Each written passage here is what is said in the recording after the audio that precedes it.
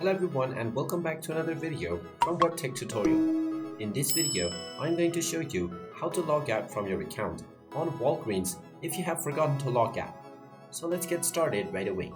First of all, open up your web browser in which you have not logged out from your account, and then in the address bar type in walgreens.com and press enter.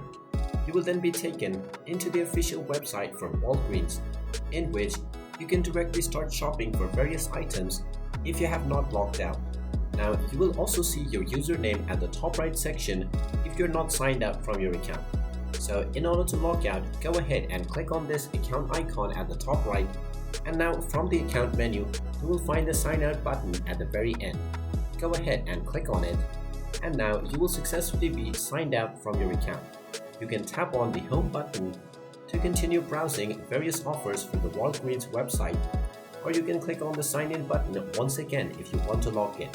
And now, once you use your email address and password, you will once again be able to sign into your account. And there you have it.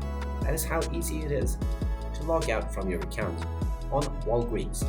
If you find this video helpful, make sure you hit that like button and subscribe to our channel if you haven't done so already.